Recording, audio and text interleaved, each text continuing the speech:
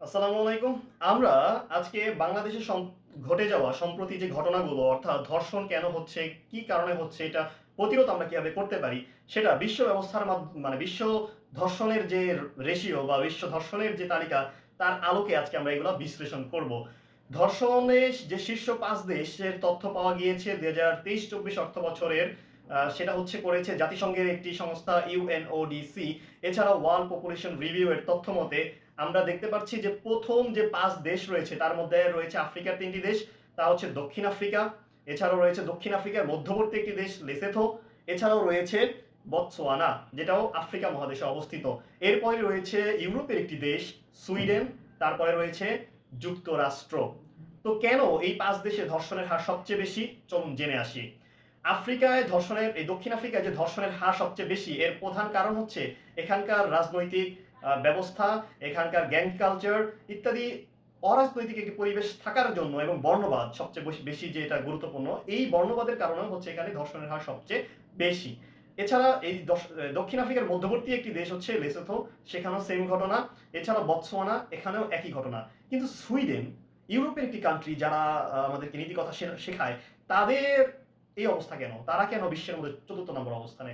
সুইডেনের ক্ষেত্রে বিষয়টা যা ঘটেছে যে সুইডেনে স্বামী স্ত্রী হচ্ছে যদি সম্পর্ক হয়, তারা সম্পর্কে লিপ্ত হয়, এরপরে সে ওয়াইফ গিয়ে মামলা করতে পারবে যে তার অমতে বিষয়টা হয়েছে। তাহলে যে সপ্তাহে যদি সে ৪ বার তাদের শারীরিক সম্পর্ক ঘটে, সে তাকে ৪টি ধর্ষণ মামলা দিতে পারবে। এর জন্য সুইডেনে ধর্ষণের হার অত্যন্ত বেশি। এটা হচ্ছে পুরো একটি দেশের রাজনৈতিক এবং হচ্ছে এই বিষয়ের উপর নির্ভর করে, তাদের আইনি কাঠামোর উপর নির্ভর করে। এভাবেই হচ্ছে দেখা যাচ্ছে যুক্তরাষ্ট্রেও এই হারটা অনেক বেশি। সে বিশ্বের মধ্যে ৫ম নম্বর অবস্থানে রয়েছে। তার দেশে প্রতি মিনিটে অর্থাৎ প্রতি ৬৮ সেকেন্ডে একজন ধর্ষণের শিকার হচ্ছে। অর্থাৎ আমরা যে ভিডিওটি তৈরি করতেছি ১০ মিনিটের একটি ভিডিওর মধ্যে অলরেডি ১০টা ধর্ষণ হয়ে যাবে যুক্তরাষ্ট্রে। তো আপনি বুঝতে পারতেছেন যে যারা আমাদের মানে যারা পুরো পৃথিবীকে নীতি কথা শিখায়, তাদের দেশের হার এই অবস্থা। এখানে তাদের উন্নতি প্রযুক্তি থাকা সত্ত্বেও যেহেতু দেশটা অনেক বড়, সেক্ষেত্রে কিছু ফাঁকফোকর রয়েছে। তবে সবচেয়ে বড় যেটা সমস্যা সেটা হচ্ছে তাদের সংস্কৃতি। এই সংস্কৃতির কারণেই হচ্ছে তাদের দেশে ধর্ষণের হার সবচেয়ে বেশি। অশ্লীলতা যত বেড়েছে, ধর্ষণের হার তত বেড়েছে। এটাই হচ্ছে এর দ্বারা প্রমাণিত। যাই হোক, আমরা পরবর্তী ধাপে আসি যে সবচেয়ে কম ধর্ষণের স্থানগুলো কোনগুলো বা কোন ধর্ষণের দেশগুলো কোনগুলো। প্রথমেই রয়েছে মিশর, দ্বিতীয়তে রয়েছে আমাদের জাপান, তৃতীয়তে সিঙ্গাপুর, চতুর্থতে মধ্যপ্রাচ্য অর্থাৎ সৌদি আরব, ওমান ইত্যাদি কান্ট্রিগুলো। এখন এখানে দেখা যাচ্ছে যে প্রথম যে ৫টি দেশের মধ্যে বেশিরভাগই হচ্ছে কি কারা? বেশিরভাগই হচ্ছে মুসলিম কান্ট্রিগুলো। তার মানে এটা থেকে এটা বোঝা যাচ্ছে যে মুসলিম সংস্কৃতি যদি মেনে চলা যায়, তাহলে এক্ষেত্রে ধর্ষণের হার অনেক বেশি কমে আসবে। এছাড়াও জাপান এবং সিঙ্গাপুরও আমাদের জন্য দৃষ্টান্ত হতে পারে। তারা মুসলিম সংস্কৃতি মানে না, তবুও তারা হচ্ছে কম ধর্ষণের দিক থেকে শীর্ষে। কিভাবে গেল? এদেরও রয়েছে উচ্চ প্রযুক্তি এবং হচ্ছে তারা হচ্ছে সবকিছু সিসিটিভি ক্যামেরার মাধ্যমে আওতাভুক্ত থাকে, অর্থাৎ খুব দ্রুত প্রমাণটা বের হয়ে আসে এবং খুব দ্রুত বিচার ব্যবস্থার কারণে এই সকল দেশগুলোতে ধর্ষণের হার খুবই কম।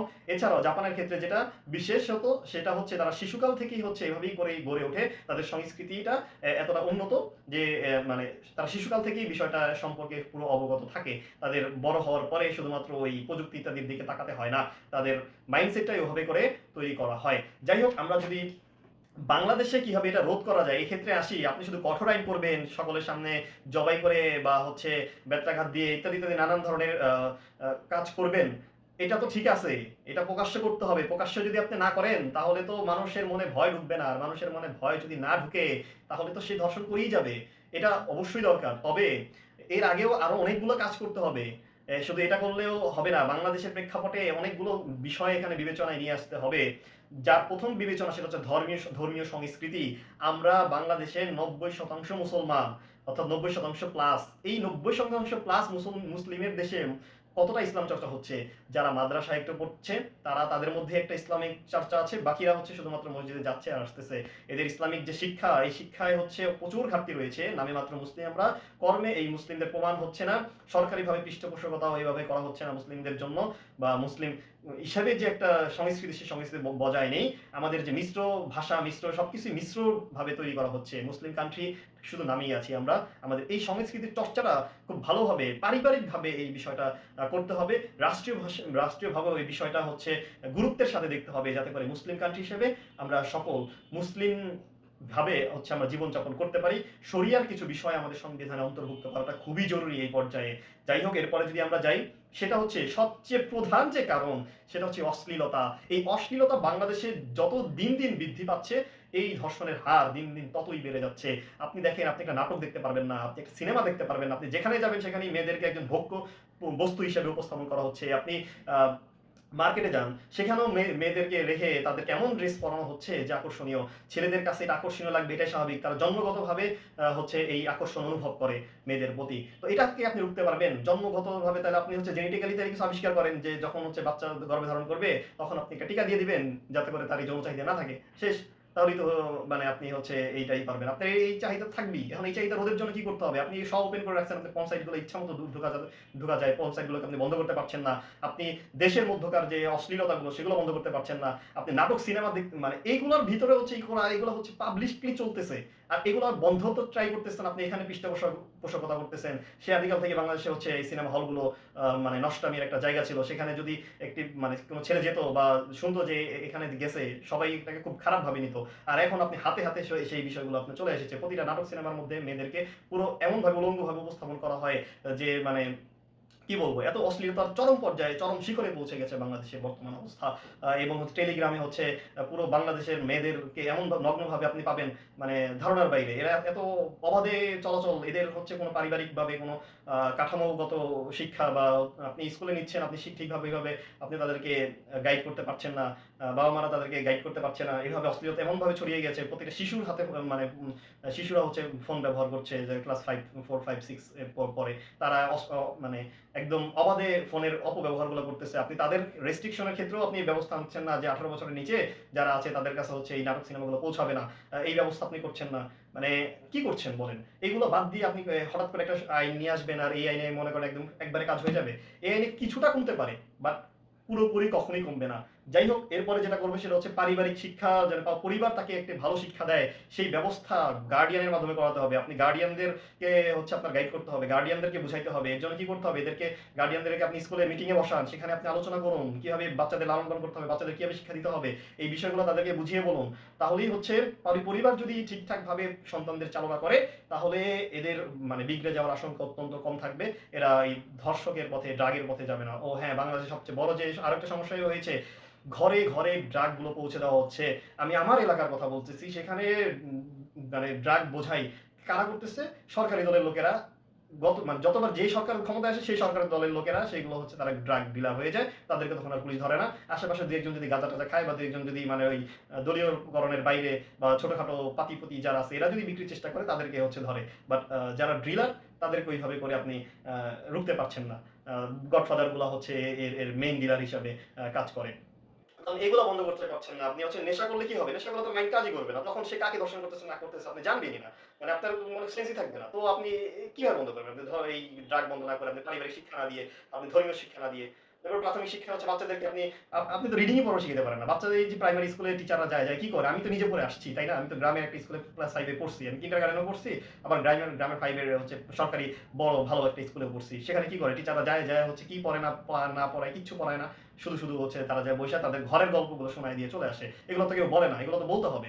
যাই হোক, এরপরে যেটা আছে সেটা হচ্ছে আপনি কঠোর শাস্তি তো অবশ্যই নিয়ে আসবেন। কঠোর শাস্তি না আনলে তো আপনি করতে পারবেন না। এগুলো ঠিক করে অবশ্যই কঠোর শাস্তি দিতে আনবেন। আগে অশ্লীলতা বন্ধ করুন, এই গার্ডিয়ানদেরকে ঠিক করুন, প্রাথমিক শিক্ষার মাধ্যমে স্টুডেন্টগুলোকে ঠিক করার চেষ্টা করুন, কঠোর শাস্তি নিয়ে আসুন।